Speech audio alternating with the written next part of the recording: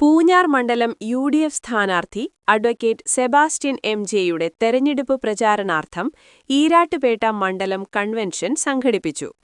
ഫുഡ്ബുക്ക് ഓഡിറ്റോറിയത്തിൽ നടന്ന കൺവെൻഷൻ മുസ്ലിം ലീഗ് കോട്ടയം ജില്ലാ ട്രഷറർ കെ.എ. മുഹമ്മദ് അഷ്റഫ് ഉദ്ഘാടനം ചെയ്തു.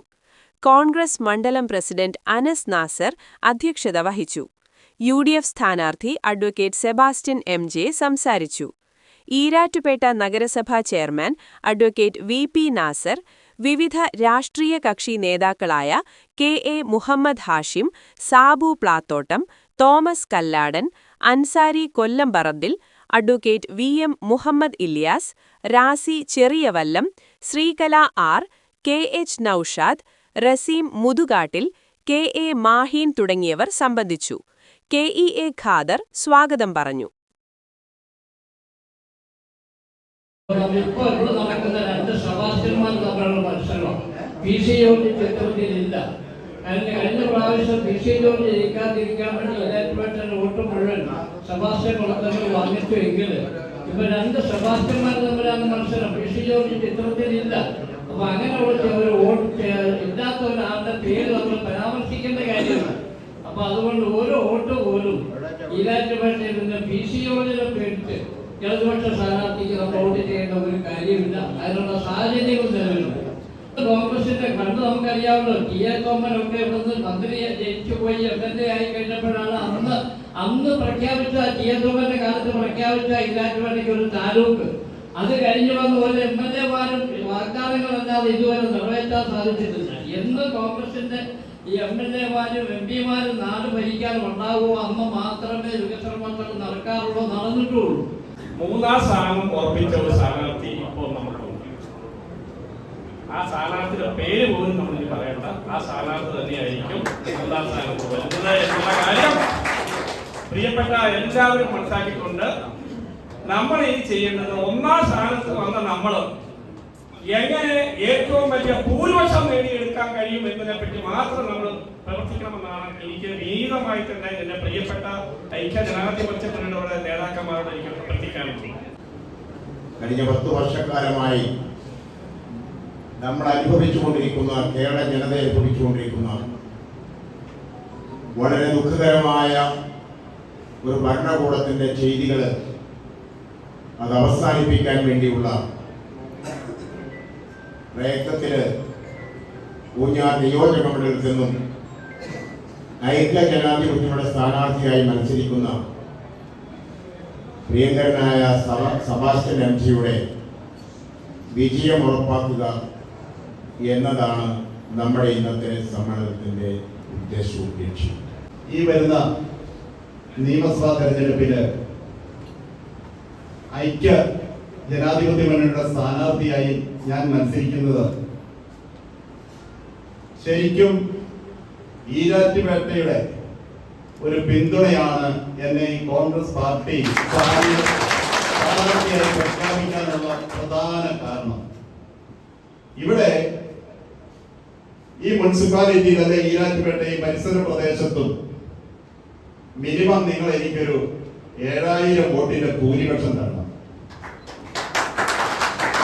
നീണ്ട 30 വർഷക്കാലമായി പൊതുപ്രവർത്തന രംഗത്ത് നിൽക്കുന്നത് ഈരാറ്റുപേട്ടയും പൂഞ്ഞാർ നിയോജക മണ്ഡലവുമായി ബന്ധിപ്പിച്ച് തന്നെയാണ്. കൂടാതെ ഇവിടുത്തെ സഹോദരങ്ങൾ തന്നെയാണ് ഞാൻ നീണ്ടകാലം പഞ്ചായത്ത് പ്രസിഡന്റായിരുന്ന സമയത്ത് എല്ലാ ആവശ്യങ്ങൾക്കും അവിടെ വന്നാൽ പറഞ്ഞ മാത്രയിൽ കാര്യങ്ങൾക്ക് തീരുമാനം ഉണ്ടായിരിക്കും. അത് ഇവർക്കറിയാം, ഇവിടെ വന്നിരിക്കുന്ന ആൾക്കാർക്കറിയാം. പിന്നെ നാളെ ഒരു കാര്യത്തിന് ആരെങ്കിലും വന്നാൽ ആ കാര്യം എന്തുകൊണ്ട് നടന്നില്ല എന്ന് ഞാൻ പ്രത്യേകം എടുത്തു ചോദിക്കും. അതാണ് ഈ ഒരു രാഷ്ട്രീയ പ്രവർത്തനത്തിന്റെ ഏറ്റവും വലിയ ആവശ്യം. രണ്ടാമത്, ഈരാറ്റുപേട്ടയെ സംബന്ധിച്ച് അല്ലെങ്കിൽ നമ്മുടെ ഈ പരിസര പ്രദേശത്തെ സംബന്ധിച്ച് അല്ലെ പൂഞ്ഞാർ നിയോജകമണ്ഡലത്തെ സംബന്ധിച്ച് ഏറ്റവും വലിയ അപകടകരമായ കാര്യം ഞാൻ കാണുന്നത് നമ്മുടെ സാമൂഹ്യ വ്യവസ്ഥയിൽ വർഗീയ വിഷം കലർത്തുവാൻ ശ്രമിക്കുന്ന ചിത്രശക്തികളെ, ആ ചിത്രശക്തികളെ അടിച്ചു പുറത്താക്കും എന്ന് പറയുന്നതിന് എനിക്ക് യാതൊരു മടിയുമില്ല. ഇവിടെയുള്ള ചിത്രശക്തികൾക്കറിയാം ഞാൻ ഒരു നടയ്ക്ക് പോകുന്ന ആളല്ല എന്ന്. കാരണം നിങ്ങൾ ഓർക്കുക, ഇതൊരു ആവശ്യ സമയത്താണ് എന്റെ സ്ഥാനാർത്ഥിത്വം വന്നത്. മതേതരത്വവും സൗഹാർദ്ദവും നിലനിൽക്കേണ്ട പ്രത്യേക സാഹചര്യം ഈ പൂഞ്ഞാർ നിയോജക മണ്ഡലത്തിൽ ഉണ്ട് എന്ന് എനിക്ക് ഉത്തമ ബോധ്യമുണ്ട്. എക്കാലവും മതേതരത്വത്തിന്റെയും സാഹോദര്യത്തിന്റെയും ഈറ്റിടമായ പൂഞ്ഞാർ നിയോജക മണ്ഡലത്തിലെ മുഴുവൻ ജനങ്ങളെയും ഒറ്റക്കെട്ടായിട്ട് കൊണ്ടുള്ള സാമൂഹികമായ വ്യവസ്ഥയിൽ കൃത്യമായ പരിപാലനത്തോടുകൂടി സാമ്പത്തിക ഉന്നമനത്തിന് വരുന്ന പ്രത്യേകമായ പദ്ധതികളോടുകൂടി ആയിരിക്കും ഞാൻ ജയിച്ചു വന്നാൽ ഇവിടെ നടപ്പാക്കുന്നത്.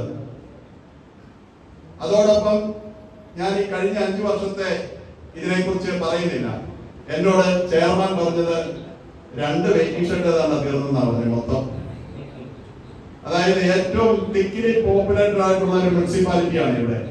അവിടെ 2 വെയിറ്റിംഗ് ഷെഡാണ്. ഇവിടെ ഒരുപടി അടിസ്ഥാന സൗകര്യങ്ങളുണ്ട് വേണം. അതിന് ഏറ്റവും അത്യാവശ്യമായി വേണ്ടത് നമ്മളെല്ലാവരും ബിസിനസ് ചെയ്യുന്നവരാണ്, കച്ചവടക്കാരാണ്. ഇവിടെ ആധുനിക ബിസിനസ് പടുതുയർത്തണം. അതെങ്ങനെ പടുതുയർത്തണം? അതിന് കാഴ്ചപ്പാടുണ്ടാകണം, പ്ലാനിങ് ഉണ്ടാകണം, വിഷൻ ഉണ്ടാകണം.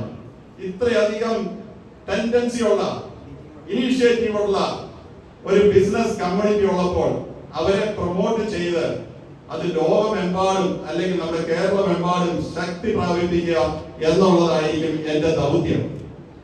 കാരണം ബിസിനസ് ചെയ്യുന്നവർക്കുള്ള അടിസ്ഥാന സൗകര്യങ്ങൾ ഉണ്ടാക്കി കൊടുക്കുക. ഞാൻ പറയുമ്പോൾ നിങ്ങൾ ഓർക്കും, ഞാൻ ഈ സർവേ എടുത്തിട്ടുണ്ട്. നമ്മുടെ ഈ മുനിസിപ്പാലിറ്റിയിലെ പൂഞ്ഞാർ നിയോജക മണ്ഡലമാണ് ഏറ്റവും കൂടുതൽ ജാതിക്ക, ഗ്രാമ്പു, കാപ്പിക്കുരു, അതോടൊപ്പം കേരളത്തിലെ ഏറ്റവും വലുതായ രണ്ടാമത്തെ 2 സെക്കൻഡ് ഹാൻഡ് വാഹനങ്ങളുടെ വിപണി. അത് വലിയ 700 കച്ചവടക്കാരുണ്ട് സെക്കൻഡ് ഹാൻഡ് വാഹനത്തിന്റെ ഇവിടെ, ചെറുതും വലുതുമായിട്ട്. നിങ്ങൾ ആലോചിച്ച് നോക്കണം. അതെന്തുകൊണ്ട്? അവർക്കൊരു ത്വരയുള്ളത് കൊണ്ടാണ്. അതിന് വേണ്ടുന്ന അടിസ്ഥാന സൗകര്യങ്ങൾ, പുതിയ ഒരു ട്രേഡിംഗ് ഹബ്ബ് ഞാൻ എന്റെ മനസ്സിൽ പ്ലാൻ ഉണ്ട്. അതോടൊപ്പം ടൂറിസം.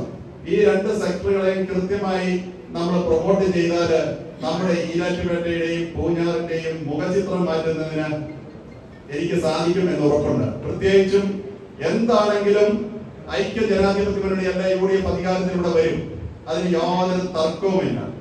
അപ്പോൾ ഇടതുപക്ഷ മുന്നണിയാണോ NDA മുന്നണിയാണോ വലുത് എന്നൊരു കക്ഷി അവിടെ പറഞ്ഞു കേട്ടു. ഞാൻ സ്ഥാനാർത്ഥിയാണെന്ന് പ്രഖ്യാപിച്ച ശേഷം ഒരു കക്ഷി ഇപ്പോഴത്തെ MLA 2 ദിവസം ഉറങ്ങിയിട്ടില്ലെന്നാണ് കേട്ടത്. എന്നോട് പറഞ്ഞില്ല. ആ ക്യാമ്പിൽ നിന്നുള്ള റിപ്പോർട്ടാണ്. പുറത്തുനിന്ന് ഒരു സ്ഥാനാർത്ഥി വരും, അതുകൊണ്ട് പ്രശ്നമില്ല എന്ന് വിചാരിച്ച് വളരെ സന്തോഷമായി പോസ്റ്ററൊക്കെ അടിച്ചെടുക്കുക. പക്ഷെ നടന്നില്ല. നമ്മൾ വന്നതിൽ പിന്നെ പുള്ളിയുടെ മുഖം തന്നെ ഇടിച്ചു. വേറൊന്നുമില്ല. തീർച്ചയായും നിങ്ങളെ എല്ലാം ജനകീയമായ ഒരു പിന്തുണ. ഈ ഒരു അവസരത്തിൽ ഞാൻ ചോദിക്കുന്ന 10 ദിവസത്തേക്ക് നിങ്ങൾ ഓരോരുത്തരും ഈരാറ്റുപേട്ട മുനിസിപ്പാലിറ്റിയിൽ ഇറങ്ങി പ്രവർത്തിച്ചാൽ അടുത്ത 50 വർഷത്തേക്ക് അത് നമ്മുടെ വരുന്ന തലമുറയോട് ചെയ്യുന്ന ഏറ്റവും വലിയ ഉപകാരമായിരിക്കും എന്ന് ഈ അവസരത്തിൽ ഞാൻ പറയുക. ഇത് ഞാൻ എനിക്ക് വേണ്ടിയോ ഇവിടെ ഇരിക്കുന്ന നിങ്ങൾക്ക് വേണ്ടി നിങ്ങളോ അല്ല, വരും തലമുറ, ആ പുറകിൽ നിൽക്കുന്ന യുവാക്കളെ കാണുന്നു. അവർക്ക് പുതിയ പുതിയ സ്വപ്നങ്ങളുണ്ട്, പുതിയ പുതിയ ജീവിതമുണ്ട്. അവർക്ക് വേണ്ടുന്ന പദ്ധതികൾ കൊണ്ടുവരുന്ന ഒരു ഭരണാധിപനാണ് യഥാർത്ഥ അഡ്മിനിസ്ട്രേറ്റർ എന്ന് പറയുന്നത്. അല്ലെങ്കിൽ പൊളിറ്റിക്സിന് ഒരു നിർവചനമുണ്ട്. Politics is the development of society. സൊസൈറ്റിയുടെ ഡെവലപ്മെന്റ്. അപ്പൊ നമ്മള് അധികാരത്തിൽ വന്ന് ഒരു ഉപകാരം ചെയ്യുമ്പോൾ അത് നമുക്ക് മാത്രമല്ല, UDFകാർക്ക് മാത്രമല്ല, ഐക്യ ജനാധിപത്യ മുന്നണിക്ക് മാത്രമല്ല, ഇവിടെ നമുക്കെതിരെ വോട്ട് ചെയ്ത മുഴുവൻ ജനങ്ങൾക്ക് കിട്ടുകയാണ്. അപ്പൊ ഞാൻ പറഞ്ഞു വന്നത്, കാഴ്ചപ്പാടും വിഷനുമുള്ള ആൾക്കാരെ ഈ രംഗത്തേക്ക് കൊണ്ടുവരാം. അതിനുള്ള വലിയൊരു ടീമാണ് UDF VD സതീശന്റെ പ്രതിപക്ഷ നേതാവിന്റെ നേതൃത്വത്തിൽ ഒരുക്കിയിരിക്കുന്നത് എന്ന് നമുക്ക് ഉറച്ചു വിശ്വസിക്കാം. അപ്പം എന്തുകൊണ്ടും UDF ഭരണത്തിൽ വരുമ്പോൾ തീർച്ചയായും കോൺഗ്രസിന്റെ UDFന്റെ ഒരു MLA ഇവിടെ വന്നാൽ അതിന്റെ ചിത്രം വേറൊന്നാണ്.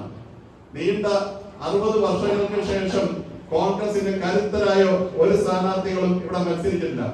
AJ ജോണിനും TA തോമസിനും ശേഷം കാര്യമായ രാഷ്ട്രീയ പാരമ്പര്യമല്ല, രാഷ്ട്രീയ ആശയമുള്ളവരാരും ഇവിടെ മത്സരിച്ചിട്ടില്ല. എപ്പോഴും മുന്നണി മാറി കളിക്കുന്ന ചില കക്ഷികൾ മാത്രമാണ് ഇവിടെ വന്നിരിക്കുന്നത്. അവർക്കുള്ള ആവശ്യം എന്താ? ജനങ്ങളുടെ ആവശ്യമല്ല. അവർക്ക് നിത്യവും ഒരു ബോർഡ് വെച്ച് ഇതിൽ നടക്കണം. ഇപ്പോഴത്തെ ഒരു 5 വർഷത്തെ ചിത്രം നിങ്ങൾ നിയമസഭയിൽ എടുത്ത് നോക്കിക്കോ. 2 or 4 സമയത്തായിരിക്കാം നിയമസഭയില് ആ MLA ഇവിടെ ഒരു പ്രസൻസ് ശരിയായി കാണിച്ചിട്ടുള്ളത്. അതേസമയം എത്രയോ MLA-മാര് വളരെ ശക്തമായി പല നിയമനിർമ്മാണങ്ങൾക്ക് വേണ്ടി നിലകൊള്ളുകയും അത് പാസ്സാക്കിയെടുക്കുകയും ചെയ്തിട്ടുണ്ട്. നമ്മൾ വിചാരിക്കേണ്ട കാര്യം, വളരെ നിർണായകമായ ഈ ഇലക്ഷൻ ഒരു രാഷ്ട്രീയം മാത്രമല്ല. ഇവിടെ എതിർക്കുന്ന അല്ലെങ്കിൽ പ്രതിപക്ഷം എന്ന് പറയുന്ന നമ്മളെ എതിർക്കുന്ന ആൾക്കാരുടെ ഈ അവസരത്തിൽ നമ്മൾ വോട്ട് ചെയ്യാതിരിക്കുക. ഞാൻ മനസ്സിലാക്കിയതാണ്, ഞാൻ പോയ 9 കൺവെൻഷനിലും എരുമേലിയിലാണെങ്കിൽ 400 പേരോടുള്ള കൺവെൻഷനായിരുന്നു. മതേതരത്വത്തിന്റെ നാടാണ്. ആ നാട്ടില് എല്ലാവിധ സൗകര്യവും സംവിധാനവും ഉണ്ടാക്കാവുന്ന നാട് കുട്ടിച്ചോറാക്കിയിട്ടിരിക്കുക. കുട്ടിച്ചോറാക്കി എന്ന് പറയുന്നില്ല കേട്ടോ, കാരണം ശബരിമലയിലെ പാളി സഹിതം ഇളക്കി കൊണ്ടുപോയ സ്ഥിതിക്ക് പിന്നെ സാധാരണക്കാരുടെ കാര്യം പറയേണ്ട കാര്യമില്ല. അത്ര പ്ലാനിങ് ഇല്ലായ്മയാണ് എരുമേലി പഞ്ചായത്തിലൊക്കെ ചെയ്തു വെച്ചിരിക്കുന്നത്. ഈ ലോകത്തിലെ ഏറ്റവും വലിയ ഒരു പിൽഗ്രിം സെന്റർ അത്. എല്ലാ വിശ്വാസികളും ഏക സഹോദരങ്ങളെ പോലെ കഴിയുന്ന ആ എരുമേലിയൊക്കെ ഏറ്റവും മോശമായ രീതിയിൽ ഇടതുപക്ഷ ഗവൺമെന്റ് ട്രീറ്റ് ചെയ്തു എന്നുള്ളത് വളരെ ദയനീയമായ ഒരു ചിത്രം തന്നെയാണ്. കാരണം ഇവരെല്ലാം എപ്പോഴും കയറിയിരിക്കുമ്പോൾ ഇവരാരും വിശ്വാസികളല്ല അടിസ്ഥാനപരമായി. അപ്പൊ അവരുടെ വിശ്വാസമല്ലാത്തത് കൊണ്ട് അവിടെ വരുന്ന പണം എങ്ങനെ അടിച്ചു മാറ്റാം എന്നുള്ള ചിന്ത. പണം അടിച്ചു മാറ്റിയാലും സമാധാനം ഉണ്ടായിരുന്നു. അവസാനം അവിടെ ഇരുന്ന സ്വർണ്ണപ്പാളി സഹിതം എടുത്തുകൊണ്ട് പോയി CPM-ന്റെ സെൻട്രൽ കമ്മിറ്റി അംഗങ്ങളും അല്ലാത്തവരുമായിട്ട് ഒരു പിടി ആൾക്കാർ ജയിലിൽ കിടക്കുന്ന സാഹചര്യം. ഞാൻ പറഞ്ഞു വന്നത് ഇതെല്ലാം കേരളത്തിലെ ജനങ്ങൾ കാണുന്നുണ്ട്. തീർച്ചയായും ഈ അവസരത്തിൽ അതൊക്കെ മനസ്സിലാക്കി നമുക്ക് തീർച്ചയായും ഒരു നല്ല രീതിയിലുള്ള ഒരു വികസന കാഴ്ചപ്പാട് ഇവിടെ കൊണ്ടുവരണം. അതിന് നിങ്ങളുടെ എല്ലാം പിന്തുണ ആവശ്യമാണ്. ഈ